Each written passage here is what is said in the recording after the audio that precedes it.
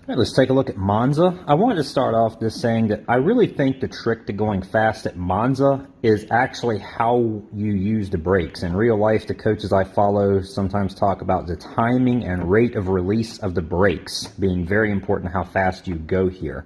And I think this track, being as it's just so fast and there's so few corners, and they're very unique corners as well, especially considering you're probably running a very low downforce setup, which changes the handling characteristics of your car a lot. So I think when we get to the Lesbos corners, they're called, timing and rate of release of brakes is very important. So I'll give you a quick narrated lap here. I'm going to go to about the 140 to brake, and I'm going to brake very, very, very hard, and it's a little bit earlier than you think. Use a lot of this curb, but none of these two curbs here. If you get on either one of them curbs, they seem to jack up the handling of your car. If you're using the line assist back there, by the way, you're going to brake a little bit before the line turns red. I think it's better to keep the car tight right all the way around this corner. We're going to brake at about the bridge. We're going to use a lot of this curb on the left, but very little of the curb up. That lap I did use a lot of the curb, but you don't want to use a lot of curb back there. It kind of jacks the car up. This is where you have to really work on the rate of release on the brakes. It's a very hard initial application and then back off a lot. Very hard, back off, light brake for a moment, and then come off the corner. The braking zone's back there. By the way, the first corner you want to brake a little after 50. The next corner you want to brake a little before 50 in those last two corners. So we're going to brake just past the bridge. We're going to use some of the left curb. We can use quite a lot of the right-hand curb and avoid this left-hand curb there. Launch her down the straightaway. And now what we're going to be looking for is a green patch of pavement on the left side, like a little green access road. We're going to brake just at the end of that. Then we're going to pull it underneath that spotter stand. And then there's a small patch here to the right that we just went by, and that's your wide open throttle point. Like once you go by that little access road on the right after the spotter stand, you want to be looking for wide open throttle. And that's a lap. All right, let's go turn by turn. Starting with turn one, I had a very unfortunate incident here where some AI car actually tore out these signboards. And if you're racing online, that happens very frequently. And there's not a lot to look at except the signboards. Now, I'm just past 150, and your braking is going to differ. In this particular scenario, I have the fuel mixture on rich. I have the ERS full deployed. I was on DRS, and I had to brake at about 140. If you don't have all that stuff, you can just try to use your depth perception into 150 board that you can't see and try to go about halfway to about 125, and then you can brake up here somewhere. Just point out as well, if you end up like I did and some of the signboards are missing, they are also on the right side of the track, so watch out for that. And if you are using that line assist, you brake a little bit before it turns red. Sometimes I wonder if all the accidents that infamously happen in this first turn are because people try to drive all the way until it turns red. And here at this particular track, you need to brake before it turns red, which I don't know why, but I don't want to make this too long and talk about that. As you brake, you'll notice your turn-in needs to be about halfway down this little green concrete patch.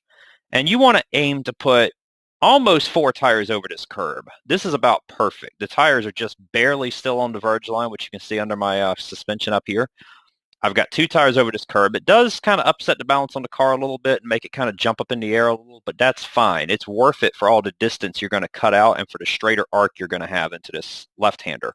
But that said, this is a little off, and I actually switched videos because in that last video I did manage to hit this curb and save it, and I don't want to use that as a picture. You really want to get your left front tire like on this verge line. And if you're nibbling on this curb as you go around it, that's fine. But what you definitely don't want to be is all the way up on it, or definitely don't want to be touching this orange curb over here. It's going to launch the car and make it go straight into a gravel trap, or it's going to make you have to make a left-hand turn later. It's going to just have you all screwed up. I have never felt a good use of this exit curving. It seems really slick and a good way to spin out, and this is the most traction limited part of the track. Make sure this is on hot lap mode, but make sure if you're using this on course that you've turned back your ERS, that you're not on overtake trying to accelerate. Make sure you're up to about 4th gear. Hold it about right half of the track, and as you go around that long right-hander, the track acclimatization program likes to have you go way out here, like a full track out, and in these 2020 cars, I've never felt a need for it. Maybe if I'm in some of the classic cars, they seem to kind of want to go out there, but these new cars, even on low downforce mode, seem to have enough downforce that they don't really need to be tracked out that far. So just hold it right half of the track, or if not, close to the white line as much as you can. The bridge ahead is one of the brake markers in my next shot. This is just under the bridge, and I haven't quite hit the brakes yet, but there's a lot of things you can use. In my experience, most of the time I'm using overtake going around that long right-hander, by the way. I generally find that I'm going to brake either along here at the end of the Pirelli sign, maybe I'm going to brake at the access road, and it's also another spot that if you're using that little line assist, brake a little early because you don't want to turn left past that curb. You actually want to cross this first left-hand curb. And you turn about halfway down this red, white, and green curb. I don't know how I got away with this, but I did on the qualifying program. You want to keep the car 2 tires on this side, and this is going to jack up the car a little bit, and you need to hold it left just a little bit past this curb, because if you end up on this orange curb over here, it will jack your car up and have you into the gravel. And I think a lot of people who use line assist end up getting this backwards. They miss this curb and they hit that curb, and if you brake too late, that's what's going to naturally happen to you. I really think the way to win at Monza is actually to brake earlier. I think a lot of people get caught up looking at that speedometer and how fast they're going. But anyway, nibble on that green and white curb, green, white, and red curb rather. The outer curb is usable.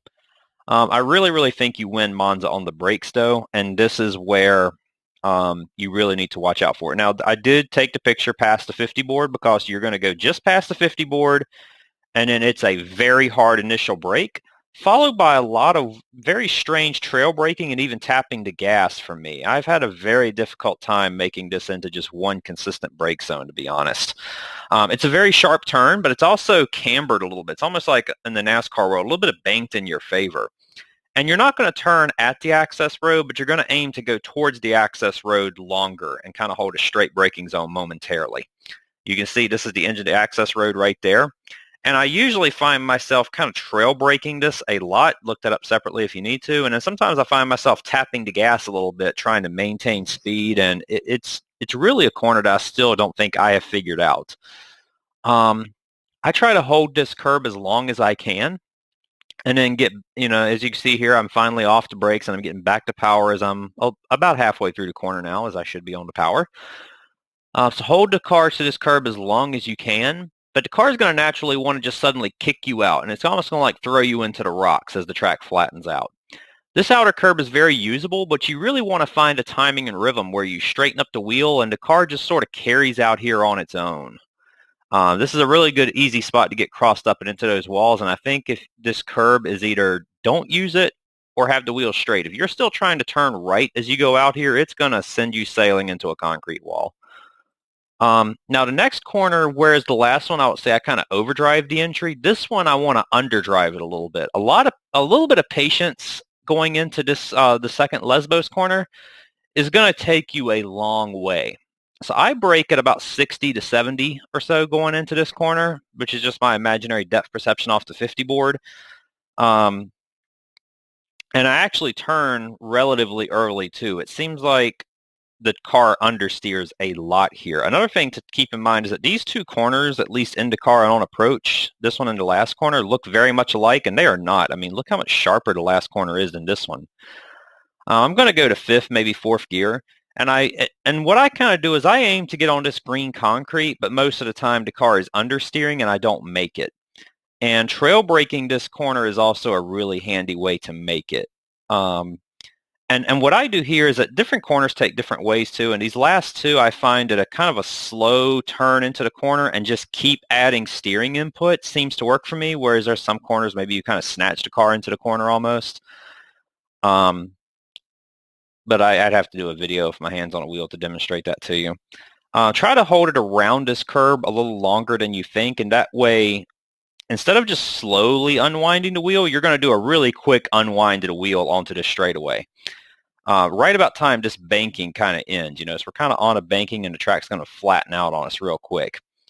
So somewhere along in here, I'm going to start pretty quickly straightening up the wheel and getting it down the straightaway, and then the car is just going to like understeer its way out onto this curb, and I'm going to have the wheel nice and straight. And much like the last corner, it's really easy to get crossed up if you get your timing wrong, if you turn too early, if you turn too late, if you are still turning when you get out here. It's really easy to end up out on the gravel and spun into a wall.